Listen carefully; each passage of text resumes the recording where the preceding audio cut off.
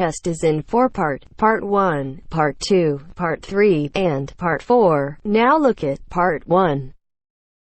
Part 1. Ielts practice. Questions 1 and 2. You will hear a tutor and some students discussing science and ethics. You should answer the questions as you listen because you will not hear the recording a second time. Listen carefully and answer questions 1 and 2.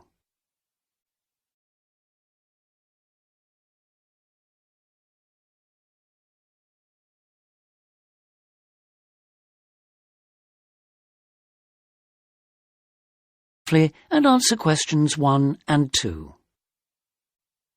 In the 19th century, scientific discoveries took a long time to produce any actual applications, and scientists might have had a case for giving little thought to the social or environmental impact of their work.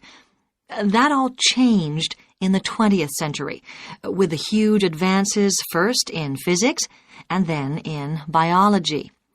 Science started to play a much more important role in our lives, and the relationship between scientists and society became much closer. Many scientists became increasingly concerned about the ethics of what they were doing, as they quickly saw the consequences. The benefits, such as vastly improved crop yields and the eradication of diseases like bubonic plague, but also terrible damage in the form of pollution and chemical weapons. Yes, but some scientists still claim even today that their only duty is to make public the findings of their research. They need to do that, of course, but I think the key points are that they ought to stop making any distinction between pure science and applied science, because in practical terms it no longer exists. And also, they must accept full responsibility for the consequences of their work. Now listen and answer questions 3 to 10.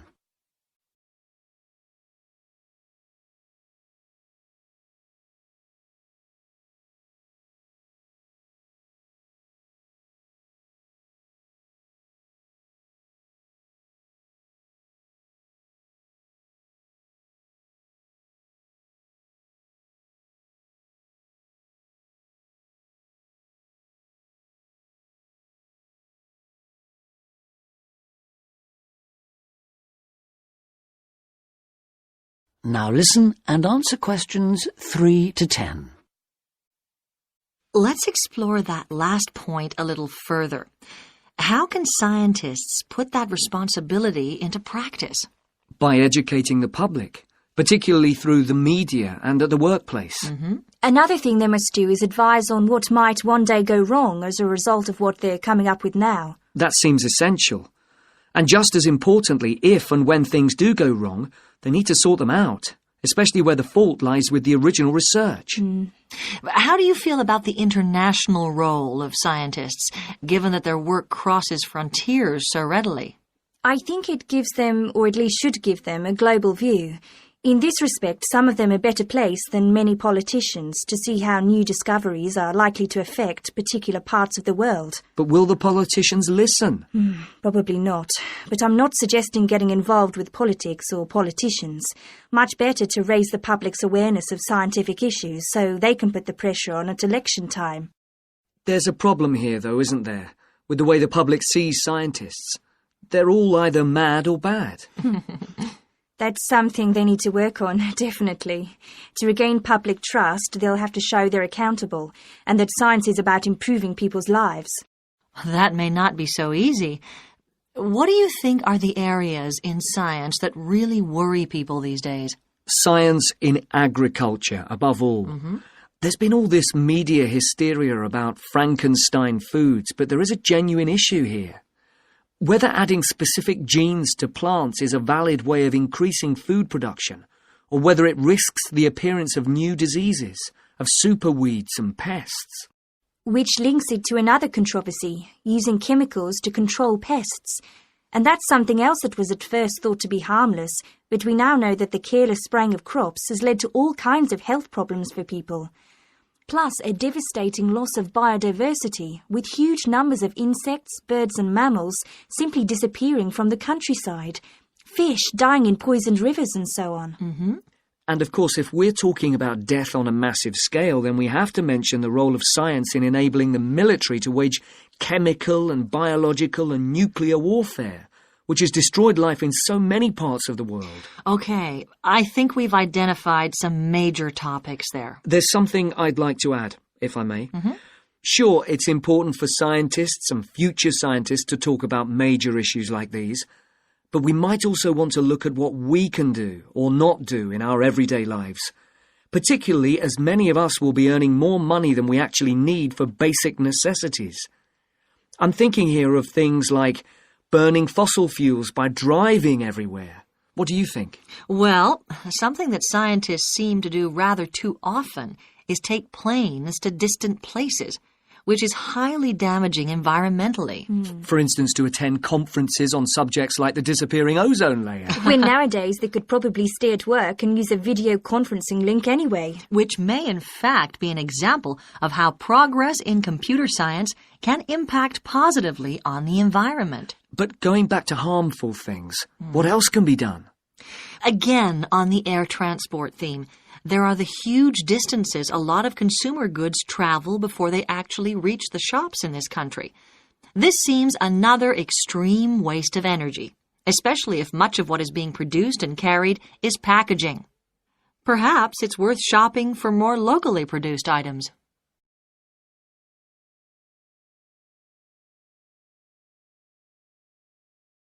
That is the end of part 1. You now have half a minute to check your answers.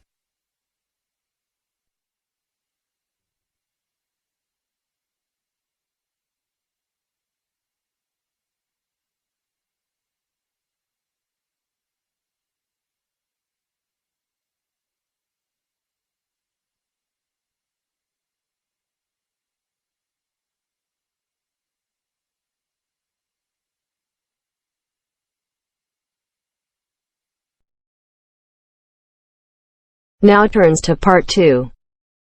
Part 2. First, you have some time to look at questions 11 to 16.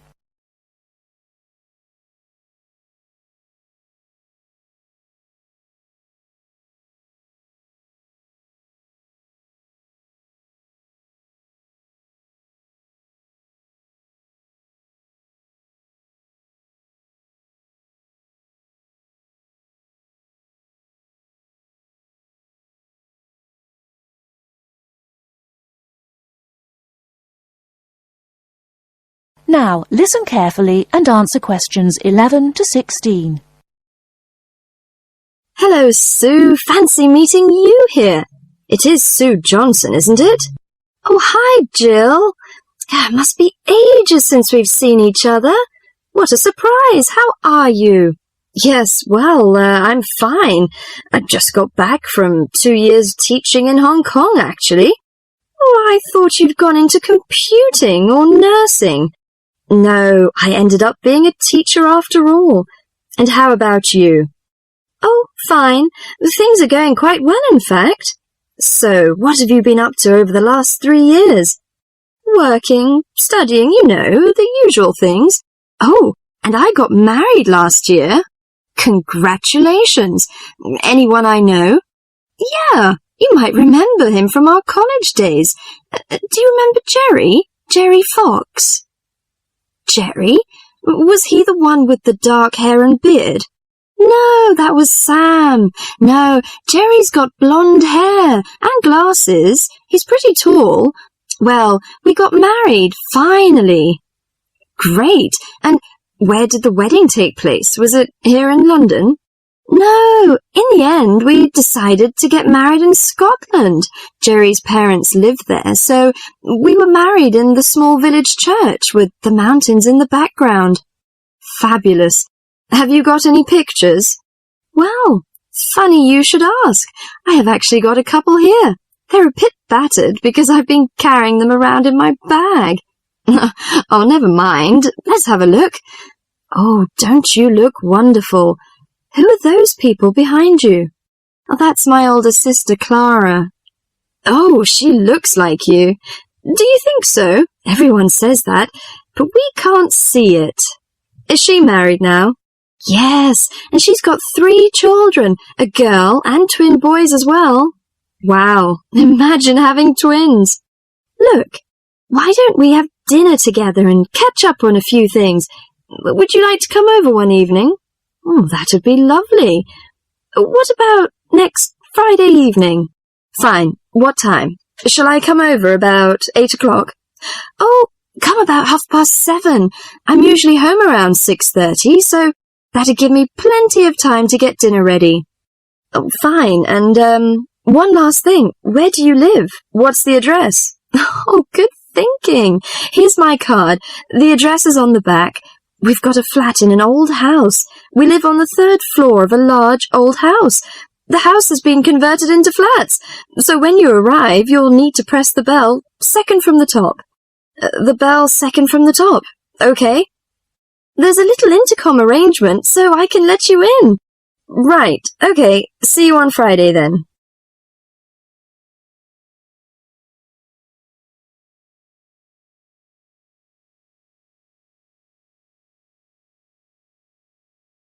Before you hear the rest of the talk, you have some time to look at questions 17 to 20.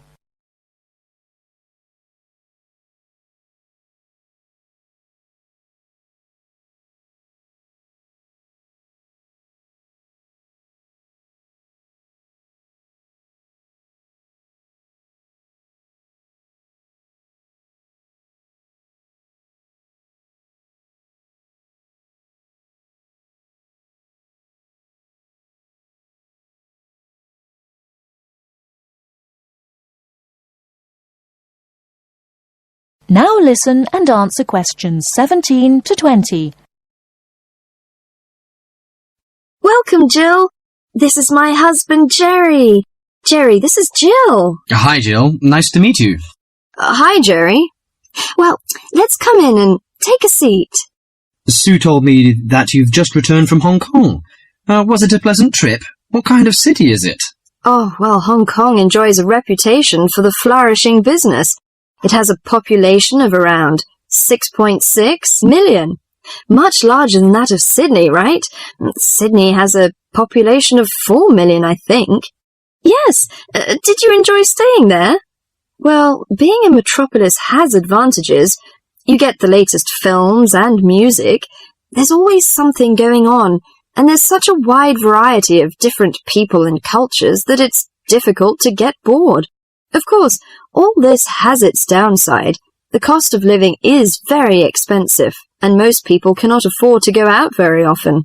So although the entertainment is available, you have to have a lot of money to enjoy it. Another problem is, like most big cities, there's a lot of crime. What about the weather? I suppose that it gets a lot of rain. Not always. In summer it's humid, but it's cool and dry in winter. The average temperature in June and July is about 91 degrees Fahrenheit, hotter than here. The best seasons are spring and autumn. They are mild and agreeable. Is there anything you particularly miss of staying there? Yes, the tasty local food is to my liking, especially the seafood. Hong Kong also enjoys the fame of a paradise for shopping, but I'm not very keen on that, you know. I suppose it must be your favourite. Most shopping malls in Hong Kong have longer opening hours than those in Sydney. Some are even open the whole night during the Christmas holidays. Oh, it sounds lovely. I hope I have a chance to travel there. And I can be your tour guide. Yes, that's great.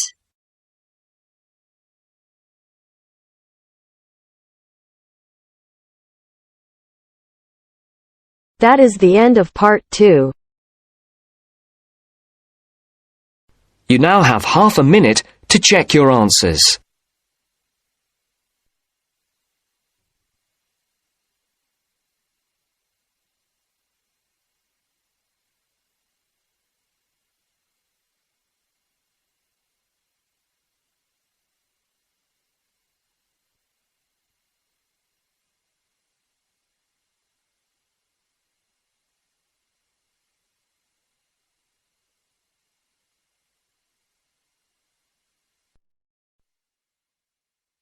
Now turns to Part 3. Part 3. You will hear a lecture about the history of the tomato. First, you have some time to look at questions 21 to 25.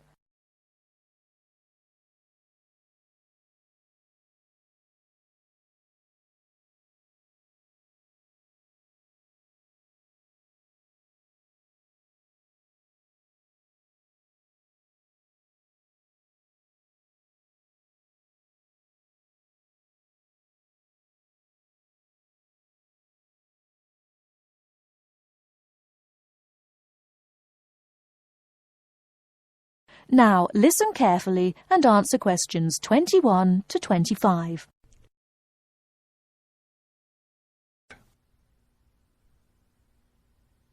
The tomato is a popular vegetable, which figures in the cuisine of many countries around the world.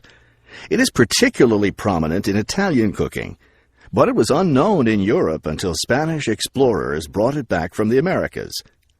The tomato originated in the highlands of Peru. From there, it eventually found its way to Mexico, where it was cultivated by the Aztecs. The Aztec tomato wasn't the large red vegetable we know today. Rather, it was small and yellow. When this small round fruit arrived in Italy, it was named golden apple for its bright yellow color. You'll notice I just called it a fruit. That's because a tomato is botanically a fruit, even though most everyone calls it a vegetable. The actual word tomato comes from the Aztec name for the vegetable, meaning plump thing. The tomato arrived in Europe in the 1500s and quickly became a popular food in Spain and Italy. In the late 1600s, the Italians began publishing recipes that used tomatoes. The British, however, had a different attitude toward the vegetable. It was grown as an ornamental plant in Britain in the 1600s, but it wasn't eaten because it was thought to be poisonous. It wasn't until the 1700s that tomatoes became part of the daily diet in Britain.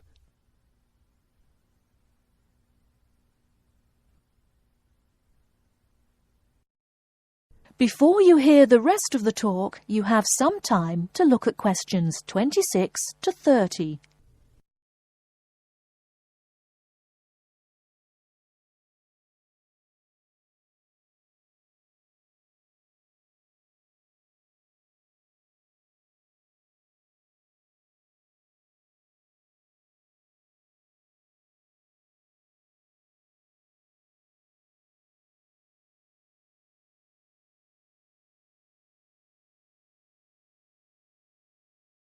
Now listen and answer questions 26 to 30.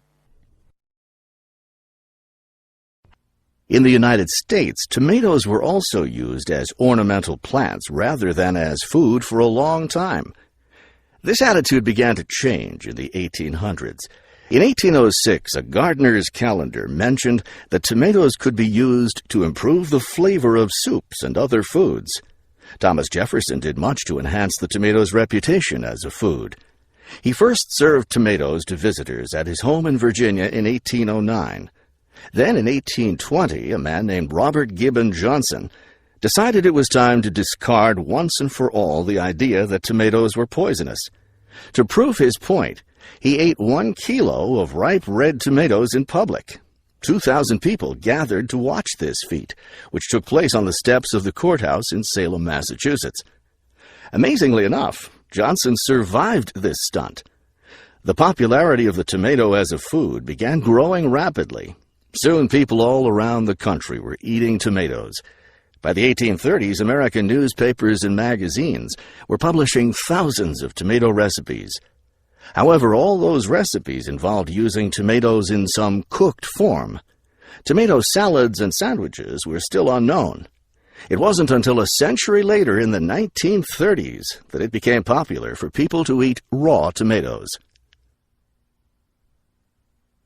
That is the end of Part 3. You now have half a minute to check your answers.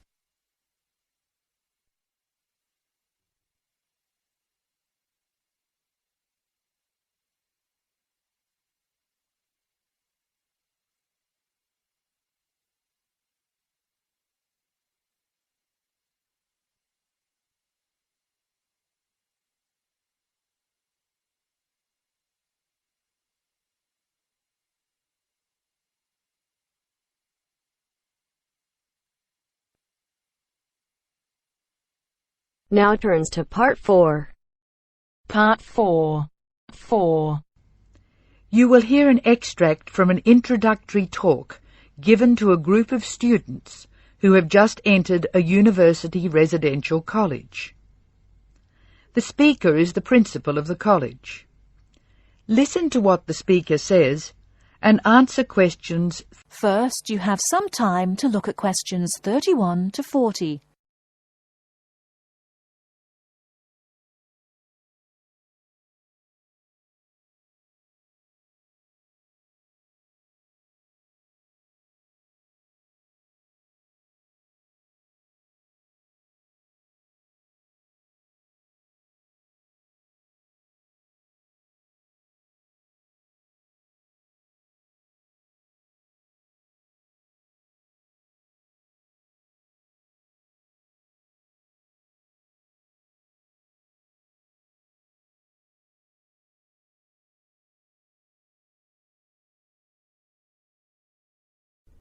Now listen carefully and answer questions 31 to 40. Good morning and welcome to Scholastic House. I'm delighted to see you here. It is my duty to explain to you some of the history of our college and some of the traditions which I hope you will uphold. The idea for Scholastic House was expounded by Samuel Wells in 1898. Wells was a visionary whose ideas were well ahead of his time. He wanted a college which would encourage friendship between people of different races and nationalities. Wells died in 1900 before he could see the college in action. Scholastic House finally began operating in 1903 with 10 students. Those students came from Asia, Europe and the Americas. At that time, Scholastic House accepted only male students, although it has been co-educational since 1963. 9 of these foundation students went on to lead illustrious lives. The only exception died tragically on his way home from Scholastic House to Sarawak. He had only recently graduated with an honours degree in law, and he was robbed of a brilliant future. The other 9 students, as I said, led very fulfilling lives. 3 became political leaders, 3 became doctors. Perhaps the most famous graduate became a university teacher and was responsible for the introduction of modern teaching training methods in his country. 2 of the original group became senior engineers and went on to deeply influence the way the water systems of their country were exploited. The college ran into hard times during the period of the Great War, 1914 to 1918, when the charter of the college was interpreted to mean that neither students nor staff could take part in the war effort. Many people felt that this indicated a lack of national spirit, and the walls of the college were frequently marked with graffiti. Meantime, outside the college, tens of thousands of young men went away to fight in Europe, never to return. The college was building a reputation for learning and for tolerance of opposing views. Scholastic House debate and discussion nights were open to the public in 1927 and have been available to anyone who wishes to attend ever since. It is a proud tradition of the college that any view may be expressed, provided that it can be defended intellectually. Over the years, topics which were controversial at the time have been discussed and debated. Why should we do this? The publicity we receive is often sensational, and there is no joy in encouraging argument for its own sake. In fact, that sort of discussion just increases tension. The only legitimate reason for our behaviour is that it casts light upon the topic in question and informs the debate. And controversial topics are the ones which most need informed attention. As the world forges ahead, we often find our scientists have outstripped our philosophers. We frequently develop scientific marvels without realizing their full implications. Nowhere is this more obvious than in medicine. We are now able to keep people alive far longer than before. But this medical ability must be measured in relation to the quality of those lives.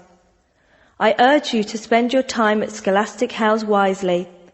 You are the heirs of an excellent academic tradition of which we can all be justly proud.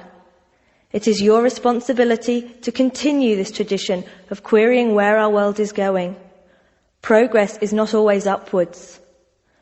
I wish you every joy in your time here, and I hope that I will hear much well-informed debate from you.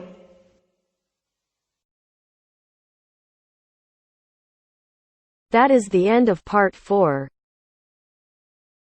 You now have half a minute to check your answers.